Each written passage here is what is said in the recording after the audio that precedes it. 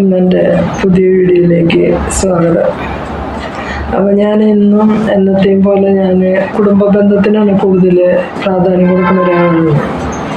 അപ്പോൾ അതുകൊണ്ട് തന്നെ അതിലേക്ക് പോകാനാണ് എനിക്ക് കൂടുതൽ ഇഷ്ടം. ഈ വളർന്നു വരുന്ന പിള്ളേരൊക്കെ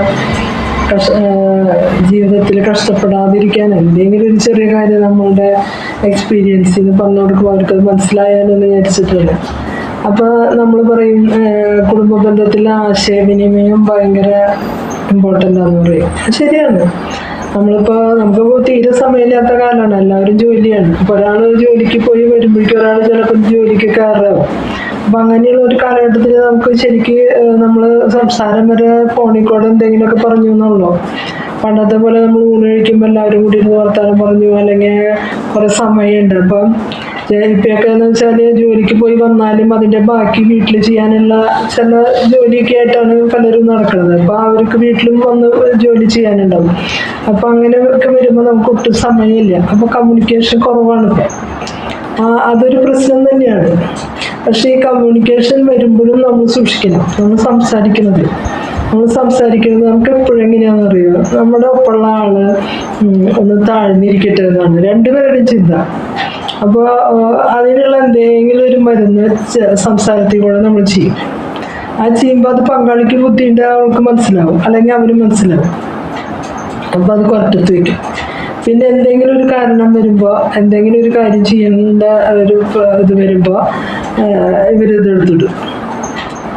നിങ്ങളങ്ങനെ പറഞ്ഞില്ലേ, ഇങ്ങനെ പറഞ്ഞില്ലേ എന്ന് പറഞ്ഞിട്ട് തുടങ്ങും.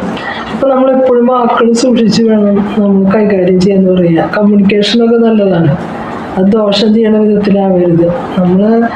നമ്മുടെ പങ്കാളി എന്ന് പറയുന്നത്, നിങ്ങളൊന്ന് ചിന്തിച്ചോ, നമ്മുടെ കൂടെ ഇവർ മാത്രം തന്നെ ഉണ്ടാവുള്ളൂ.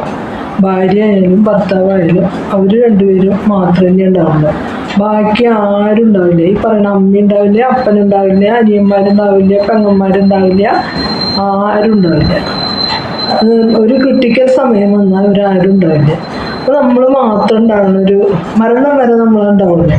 അപ്പോൾ എപ്പോഴും ആ ആളൊരു ശത്രുവല്ല, നമ്മുടെ കൂടെയുള്ള ആള് നമ്മുടെ മിത്രമാണ്. നമുക്ക് ഏറ്റവും വിശ്വസിക്കാൻ പറ്റുന്ന മിത്രമാണ്. ഈ ആളോട് നമ്മൾ നേര് മാത്രം പറയാൻ പാടില്ലോ. നമ്മൾ പറയുമ്പോൾ എന്താ ഉണ്ടാവണേന്നറിയും, ഒട്ടും വിശ്വാസം ഉണ്ടാവില്ല. നമുക്ക് നമ്മുടെ ബ്രെയിനിൽ അത് പതിഞ്ഞു, ഈ ആളെന്നുണേ പറയുള്ളൂ, നല്ലൊരു വിശ്വാസക്കുറവ് മനസ്സിലുണ്ടാവും. അപ്പോൾ എപ്പോഴും ആളെ കുറിച്ച് ആ ഒരു ഇംപ്രഷൻ വരും. അപ്പം നമ്മൾ പരമാവധി നേര് പറയാൻ നോക്കുക. നേര് പറയുമ്പോൾ അതിലുള്ള ഗുണവും ദോഷമൊക്കെ പങ്കാളി സഹിച്ചോളും. അതിൽ എന്നോട് പറഞ്ഞിട്ട് അതിലൊരു രക്ഷയില്ല, ഒരു കാര്യമില്ല. അതെന്തായാലും അവർ ഒരുമിച്ച് ജീവിക്കില്ല, അത് നമ്മൾ എന്തായാലും മനസ്സിലാക്കും. അതൊരു കാര്യം, കമ്മ്യൂണിക്കേഷൻ.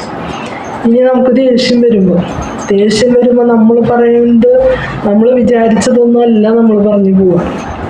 അതൊരു വലിയ കഷ്ടമാണ്. പിന്നെ നമ്മൾ ആലോചിക്കും, ദൈവമേ അതൊന്നും പറയേണ്ടിയിരുന്നില്ല, ഞാൻ എൻ്റെ ദേഷ്യത്തിൻ്റെ പുറത്തൊക്കെ പറഞ്ഞു പോയാൽ മറ്റാൾക്ക് ഇത് ക്ഷമിക്കാൻ പറ്റില്ല. അത് അങ്ങനെ മനസ്സിൽ വയ്ക്കും. അപ്പോൾ നമ്മളൊന്നും ആലോചിക്കേണ്ടതെന്ന് വെച്ചാൽ, ദേഷ്യം വരുമ്പോൾ നമ്മൾ മിണ്ടാതിരിക്കുകയാണ്. ഞാൻ കഴിഞ്ഞ പ്രാവശ്യം പറഞ്ഞു, മൗനം വലിയ വിദ്വാനുഭൂഷണമാണ്. അതുപോലെ മിണ്ടാതിരിക്കാൻ പറ്റിയില്ലെങ്കിലും എന്തെങ്കിലും ഒരു ചെറുതായിട്ടൊരു കാര്യം പറഞ്ഞിട്ട് നേർക്ക് ഞാൻ പിന്നെ കൊടുത്തോളാം എന്ന് പറഞ്ഞിട്ട് അത് മാറ്റി വയ്ക്കുക. ചിലപ്പോൾ നമ്മളതൊന്നും ചെയ്യില്ല, അതൊന്നും പറഞ്ഞൊന്നും വരില്ല, നമ്മളത് മറന്നു പോകും. പിന്നെ നമ്മൾ ആസ് യൂഷ്വൽ നമ്മൾ സംസാരിക്കും. പക്ഷെ ആ ദേഷ്യത്തിൻ്റെ സമയത്ത് നമ്മൾ പറഞ്ഞു പോയാൽ വളരെ വേദനിപ്പിക്കുന്ന കാര്യങ്ങളായിരിക്കും നമ്മൾ അങ്ങോട്ടും ഇങ്ങോട്ടും സംസാരിക്കുക. അത് ഉറപ്പാണ്. അത് കുടുംബജീവിതത്തിനെ വല്ലാണ്ട് ബാധിക്കും. മനസ്സിലായോ? ഇത് മാത്രമല്ല, ഈ ചണ്ട മക്കളെ വല്ലാണ്ട് മോശമാക്കുകയും ചെയ്യും. നല്ല സ്മാർട്ടായിട്ടുള്ള കുട്ടികൾ മോശമായി പോകും.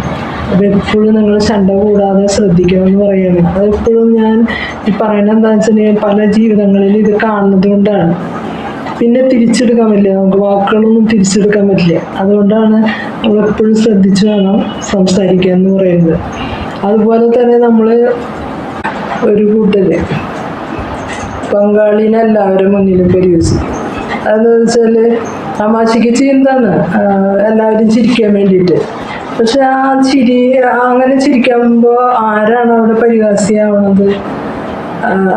നമ്മുടെ പങ്കാളി. ഈ പങ്കാളി കഴിഞ്ഞിട്ട് ഈ കുടുംബത്തുമായാലും എല്ലായിടത്തും നിങ്ങൾക്ക് ആളുള്ളത് നിങ്ങൾ മനസ്സിലാക്കുക. അപ്പം തന്നെ നിങ്ങൾക്ക് കുറേ പ്രശ്നം തീരും. ഈ പങ്കാളിയാണ് നമ്മുടെ ഏറ്റവും വലിയ ആള്. അത് കഴിഞ്ഞിട്ട് മക്കൾ പോലും ഉള്ളൂ. അത് മനസ്സിലാക്കണം. അത് മനസ്സിലാക്കി കഴിയുമ്പോൾ നമുക്ക് ഇങ്ങനത്തെ കാര്യങ്ങളൊന്നും ചെയ്യാൻ തോന്നില്ല. നമുക്ക് ആരാ തെറ്റ് പറ്റാത്തത് ആർക്കുള്ളത്?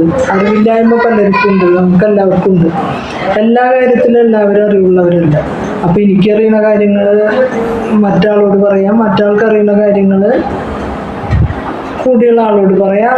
അങ്ങോട്ടും ഇങ്ങോട്ടും നമ്മൾ സംസാരിച്ചല്ലേ ഇപ്പൊ എനിക്കറിയുന്ന എല്ലാ കാര്യങ്ങളും എൻ്റെ ഭർത്താവിന് അറിയണമെന്നില്ല, എൻ്റെ ഭർത്താവിന് അറിയുന്ന എല്ലാ കാര്യങ്ങളും എനിക്കറിയണമെന്നില്ല. ഓരോരുത്തർക്കും ഓരോ കാര്യത്തിലാണല്ലോ പ്രാഗൽഭ്യം. അപ്പൊ അവര് നമ്മളോട് പറയും അതങ്ങനെയല്ല ചെയ്യേണ്ട മേഴ്സി, അതെങ്ങനെയാന്ന് പറയുമ്പോൾ ശരി അത് ചെയ്യാം.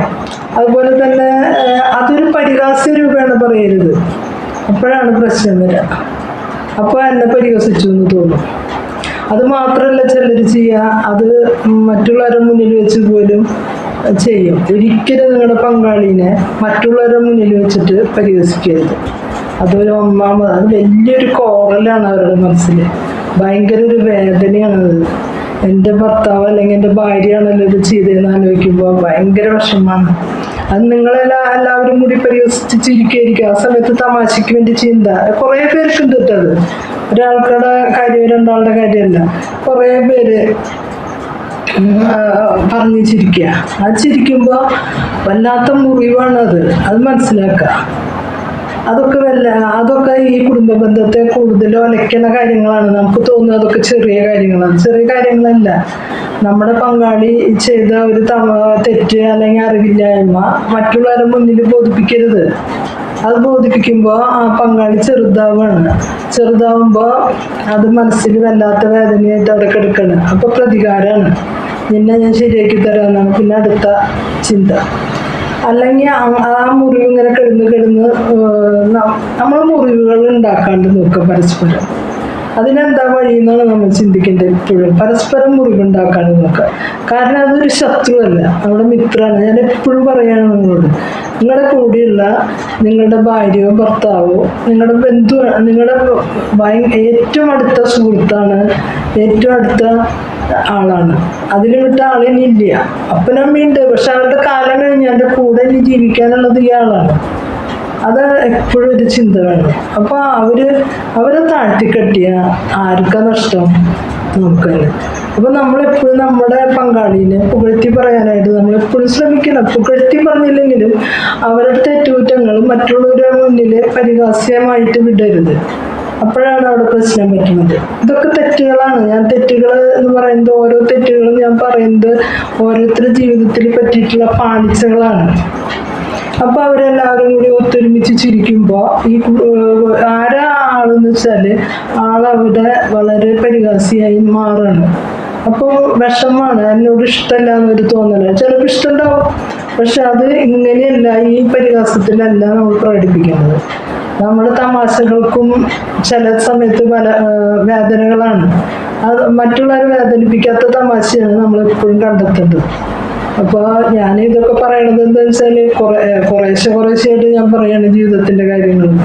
നമ്മൾ ജീവിതം സക്സസ് ആയാൽ തന്നെ ബാക്കിയെല്ലാം പൈസയും പ്രതാപവും ജോലിയും ഒക്കെ വലിയ കാര്യം തന്നെയാണ്. പക്ഷെ ഏറ്റവും ആദ്യം വേണ്ടത് നമ്മുടെ കുടുംബ ബന്ധമാണ്. അത് ഒരുമിച്ച് നിന്നാൽ തന്നെ മക്കൾക്ക്, നമുക്ക് പട്ടിണിയായാൽ പോലും മക്കൾക്ക് വേദന ഉണ്ടാവില്ല. നമ്മൾ ഒരുമിച്ച് നിൽക്കുകയാണെങ്കിൽ നമ്മൾ എന്ത് കൊടുത്തിട്ടും എന്നും അടിയാണെന്ന് വെച്ചിട്ടുണ്ടെങ്കിൽ ആ കുട്ടികൾക്ക് ഒരു സ്വസ്ഥതയോ സമാധാനമോ അവർക്കുണ്ടാവില്ല. അപ്പൊ അതുകൊണ്ടാണ് ഞാൻ എപ്പോഴും ഇത് ഊന്നി പറയാറ്. നല്ല കുടുംബങ്ങൾ നമ്മുടെ നാട്ടിലുണ്ടാവട്ടെ, ആ നല്ല മക്കളുണ്ടാവട്ടെ. അല്ലെങ്കിൽ വളർന്നു വരുന്ന മക്കളൊക്കെ നമ്മൾ വിചാരിച്ച പോലെ ഒന്നും എത്തില്ല. കുറച്ച് വിദ്യാഭ്യാസം കൊടുത്തു എന്ന് പറഞ്ഞാലൊന്നും ഇവരൊന്നും ആവില്ല. മനസ്സിലായി? അപ്പൊ അതാണ് പറഞ്ഞു വന്നത്.